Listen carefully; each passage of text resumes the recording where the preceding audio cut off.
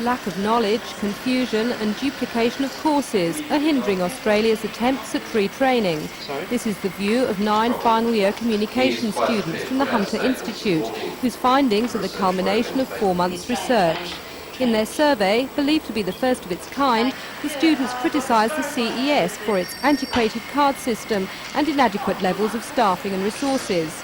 More training opportunities are needed for women, while more practical careers advice is needed for young people. And they say the mining industry should seriously consider retraining schemes in case of further retrenchment, says student Leonie Lahaye. So we've done something that an ordinary person wouldn't do. They wouldn't go around to every place to find out what training was available. So I think the most important thing that the report's done is pointed out that lack of coordination or that lack of information. They have informal coordination between the different people in those positions, but there's no one place like the CES that you can go in and get all that information on what's going on in training and retraining. The report, to be sent to federal and state government and educational institutions, was commended by Malcolm Davis, Training Development Executive with the Hunter Development Board. Now, we've heard all this talk about Australia having to be more competitive, businesses having to be more competitive. It all comes down to the people you employ and the skills, the knowledge and the attitudes that they have. Though some retraining courses have had a high success rate in placing applicants, there just aren't enough jobs to go around. Vocational training is very important, but it is not the whole answer. After all, it can only affect the supply of labour. It can't affect the demand for it, so business has got its part to play as well. Thank you.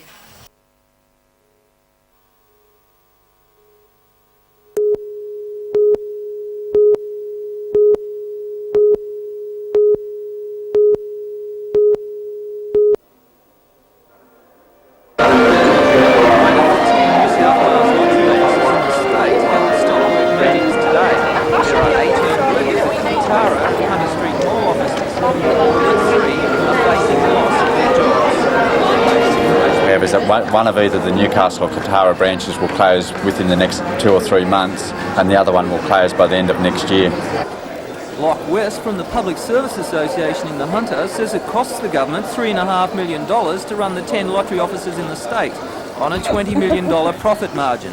The Chief Secretary of New South Wales, Gary West, says that is $3.5 million wasted. Newcastle workers were offered a deal to run the offices on a private enterprise basis, from news agents but they has made the offices refused, less saying than they viable could not for the compete government. in the marketplace But in a selling statement lottery released tickets says alone. the option to The lottery privatise workers was say they offered have in public view of the support, concern shown and by they will staff strike members of the again if the outlets. government It's continues on understood its staff path. have about... There's a proposal at this stage that there'll be a further 2-day stoppage close to Christmas. It's not... the days haven't been set at this time. Well, just before Christmas, that won't give you much public support, will it? I think it's probably the best time to be able to bring it to the public's attention that in future they're going to have to be spending a lot more money to buy their lottery tickets.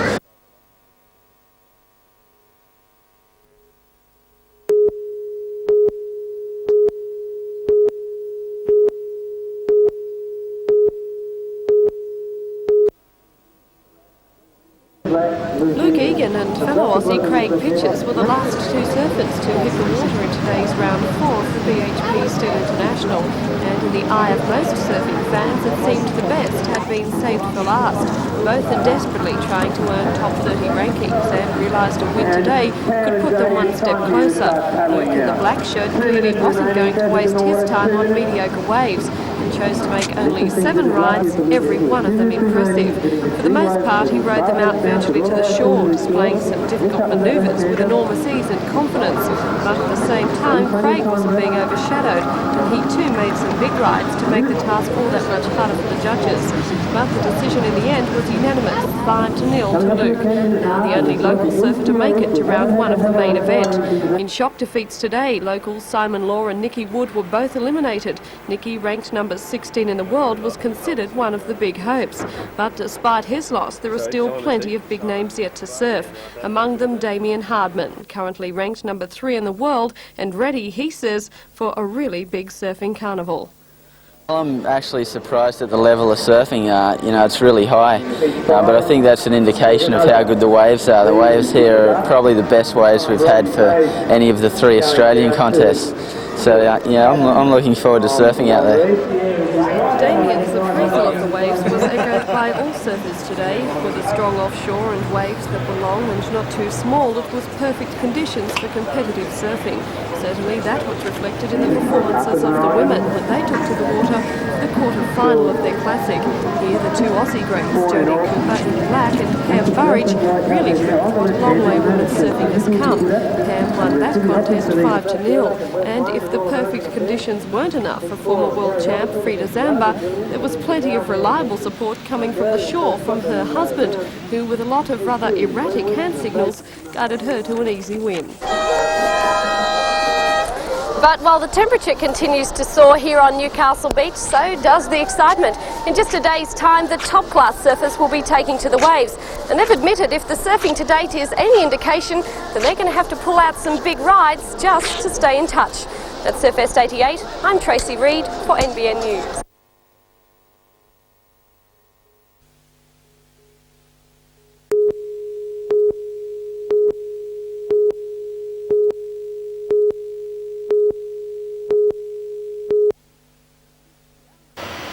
The RMO's dispute has been brewing for almost a year now. 8 months ago, a log of claims demanding, in short, better working and pay conditions was put before the state government. But there's been no reply, and last night a meeting of more than 50 Newcastle residents decided it was time to get tough. Next Monday, almost half the city's RMOs will hand in their resignations to administrators at the Royal Newcastle, Marta, Wallsend, Belmont and Rankin Park hospitals. A prospect Hunter Area Health Board Chief Executive Officer Dr Owen James described the 5 hospitals here at Newcastle. Well, in particular regard to the teaching hospitals and the district hospitals, the effect in Newcastle, the effect will be grave. Royal Newcastle, as you know, is the area trauma centre, and the most critically ill and injured people are brought there. The Marta Misericordia Hospital is the base for regional referral paediatrics and obstetrics, and the withdrawal of in-house staff, the manner in which a teaching hospital works, will have grave effects on patient care. Well, Dr James said he had no idea how the hospitals would cope if the residents do go. In fact, that was a question no one seemed to have any answers for. Dr Lee Laycock, the spokesman for the RMO, said they'd really not thought about that, but were hoping the issue would be solved before it got that far. The Department of Health said it had no idea how to solve such a taxing problem, while the Public Servants Association, who's handling the doctor's case, said merely that was a frightening proposition. The issue's reached this stage because, according to the RMOs, they've been receiving second-hand treatment from the Health Department. But today, a spokesman for Health Minister Peter Collins said the government could not legally touch the matter until the PSA had applied for an arbitrary hearing. The PSA said it had done that, and that was merely an excuse for the government to brush the issue aside. But while the bickering continues, the countdown to the resignations continues, with the RMOs saying they're prepared to sacrifice their jobs if it means a better deal for residents in public hospitals.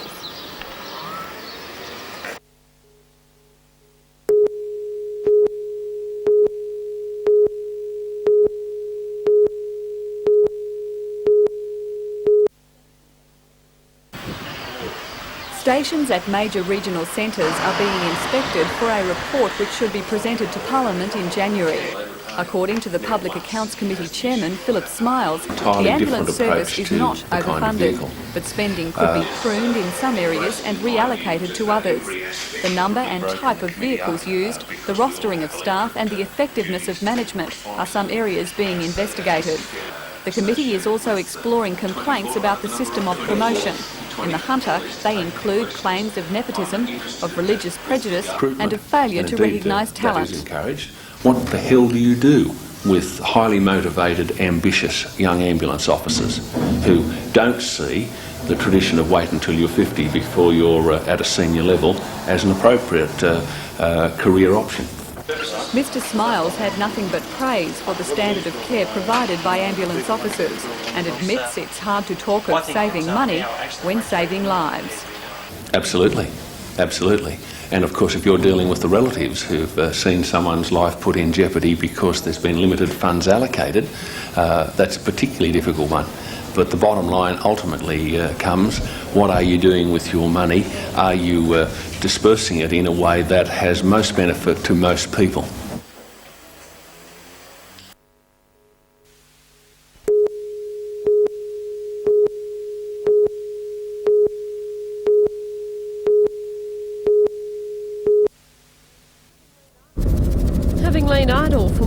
18 months, Newcastle's Strait dockyard has suddenly become a vital link in New South Wales' bid for the frigate contract. Today, Deputy Premier Wal Murray announced the yard's dilapidated buildings are to be bulldozed and the site cleared in readiness for the flood of works that would follow if Newcastle gets the lucrative contract. $2.5 million have been earmarked for the project, with work to begin early in the new year. Mr Murray described the decision as a sign of his government's confidence that the New South Wales Consortium Australian Warship Systems will be declared the winner. And he said it would prove that Newcastle could be ready to begin building the 12 frigates almost immediately. If AWS doesn't win, then Mr Murray says the site will remain a key development in future shipbuilding. But despite the hefty cost, the government won't be out of pocket. The bill will instead be loaded onto the development, meaning AWS, if it wins the contract, will be handed a bill for $2.5 million. Tracy Reid, NBN News.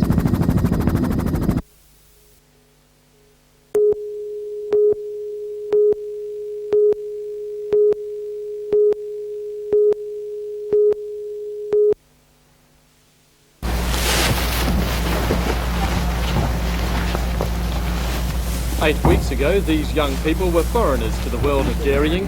Few had had anything to do with agriculture at all. Today, however, it was a very different story. The 14 are now well versed in the basics of farm work. For the past 2 months, they've been training under the watchful eye of dairyman Keith Wilson on the historic Brandon property outside Seaham. They've also been attending Maitland TAFE College one day a week, learning basic cooking and communication skills. It's all part of an adventurous training scheme organised by the TAFE and funded by the CES to answer a need for skilled labour on the region's dairy farms. The young people aged between 16 and 20 have been unemployed for at least 6 months, some for up to 2 years.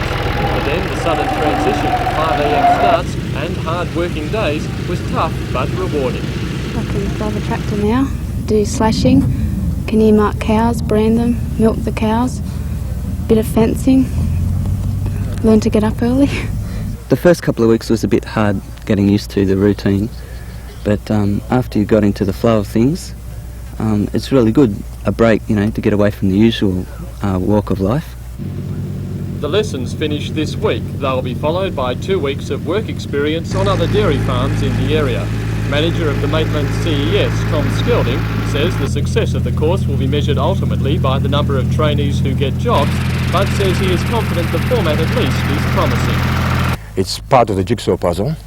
I mean, we're looking at the needs of industry and commerce at large, and identifying needs and trying to provide skilled people to fill those positions.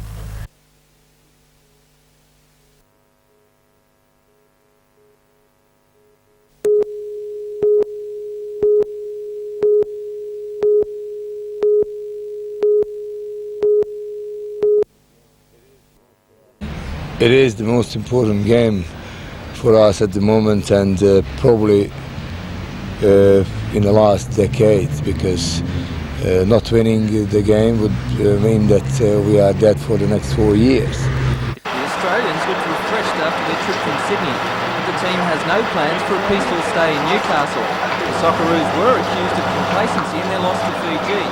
Coach Frank Garrick says for the next 2 days they mean business.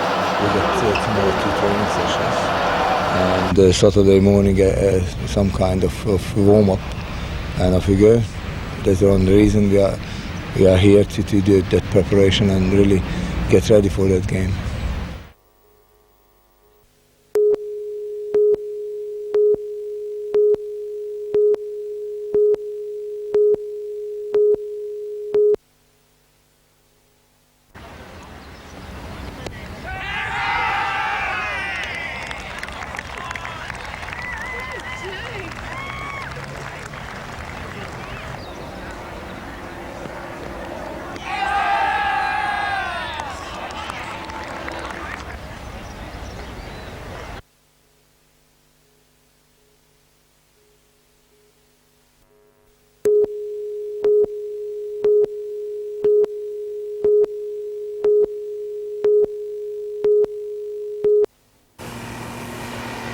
It's the water, not the countryside, that visitors are after, with the popular Hunter Valley Vineyards attracting less than half as many tourists as picturesque Port Stephens.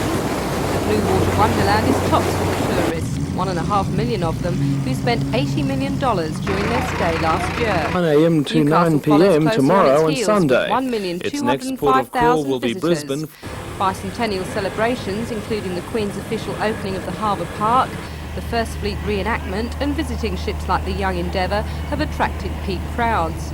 And recent improvements to the harbour foreshore have paid off, with a number of visitors leaping to over 300 per day. The figures released by the Hunter Valley Research Foundation show that tourism is number one contribution to the area's economy, with visitors spending around $356 million. And the advent of new resorts like the Caves Beach development in Lake Macquarie may attract more international visitors, who currently only spend 1% of their time in Australia in the Hunter region.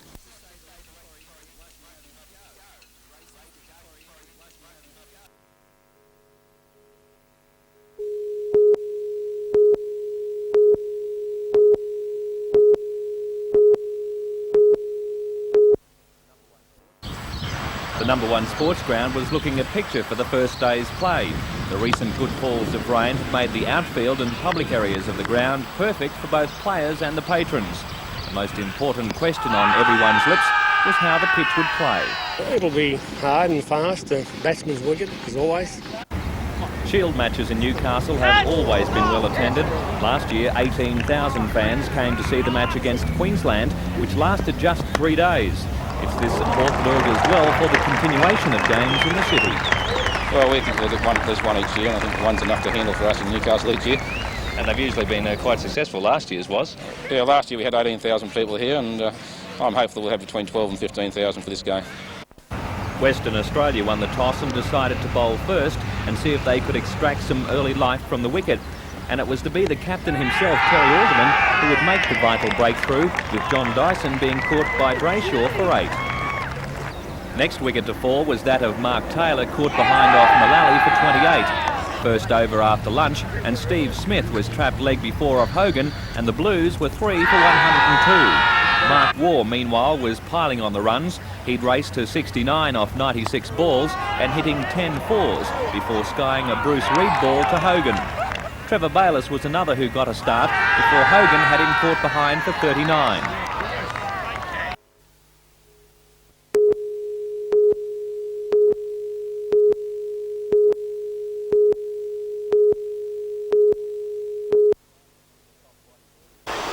The top bodyboarders in Australia have made the trip to Newcastle, including some from as far away as Western Australia. The sport is going through a huge period of expansion, last year being voted the nation's fastest growing water sport by the Australian Institute of Sport. All up, organisers received 163 entries for the 5 divisions, including 53 in the Open and 55 in the junior event. In contestable half to 1 metre waves, the best bodyboarders scored well, with 360s, drop knee and barrel roll manoeuvres. Tomorrow's final day of competition starts at 8 a.m. with quarter-finals. The first final is scheduled to begin at 12:30, with the Open final set down for 2:30.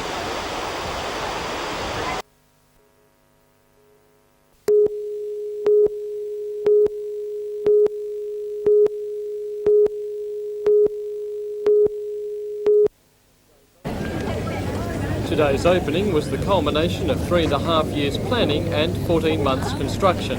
Club members who made the most of the facilities while the work progressed turned out in force today to see the reward for their patience. Taking pride of place at the ceremony were local returned service personnel, a large number taking part in a special parade. The official opening was performed by another ex-serviceman and former New South Wales Governor, Sir Roden Cutler. It was very much pleasure that I declare open the extensions to the club. The cutting of the ribbon on the main doors was followed by another equally important ceremony. Club officials believe this is the first commemorative solarium ever built in a New South Wales club. The $26,000 indoor garden, constructed by the Nelson Bay RSL sub-branch, was also dedicated today. Once the official functions were over, the doors were thrown open to club patrons, who lost no time moving in to appraise the work.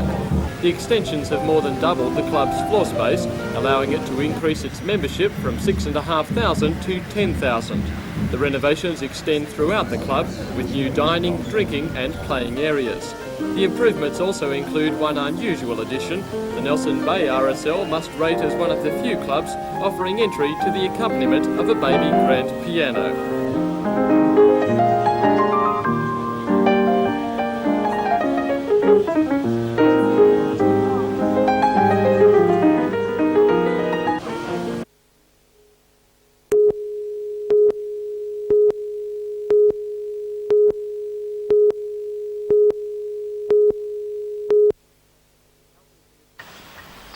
Housing Commission rent is calculated at 20% of a family's combined gross income or the market value rent, whichever is lowest. The Department of Housing, however, is in the process of altering that arrangement.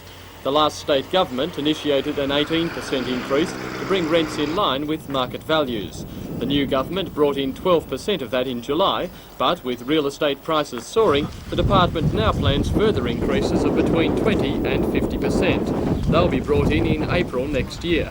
That will hit some tenants hard, but according to the Newcastle Regional Tenants Council, another planned increase will be even more damaging. The council claims the Minister, Joe Shipp, wants to increase the combined family rent payable from 20 to 27%.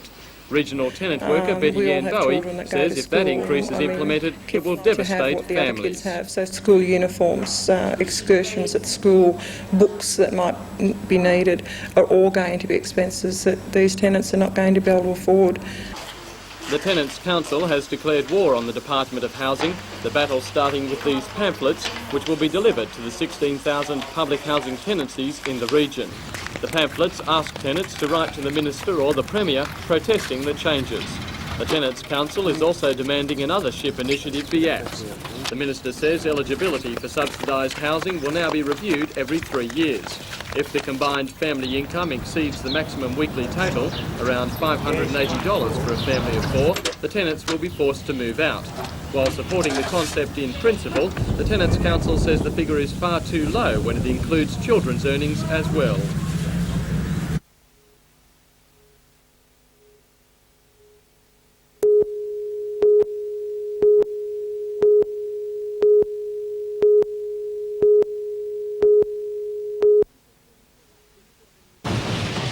Six of the new signs have been put up in the Cessnock district. The Cessnock City Council says deteriorating roads can't cope with the current traffic flow, which has increased 100% since the F3 freeway opened earlier this year. In particular, Mayor Marie Callaghan says heavy vehicles are a problem, with 1,000 more in the area this year compared with last. She says council wants the signs to stay where they are until money is available to make roads safer. They're absolutely appalling, they're totally unsafe, which is one reason the roads, the signs are red and white. It's to warn people that they are a dangerous road and be very careful. The Mayor believes the Department of Main Roads may consider the signs embarrassing. She says that's another thing. The idea is to raise public awareness. She says the state government has agreed to fund roadwork sometime next year, but she says something must be done now. State member for Cessnock, Bob Roberts, has strong views about the signs. It's the best buck passing exercise I've ever seen. What we're looking at is getting the most cost effectiveness out of the dollars we're spending on the roads. Council has said that they can't perform the job, so we'll have to take part of the road work out of their control and to give it over to the DMR. He says work has already begun on the main road 220 from the Gap to Pelham. However, he will campaign for funds.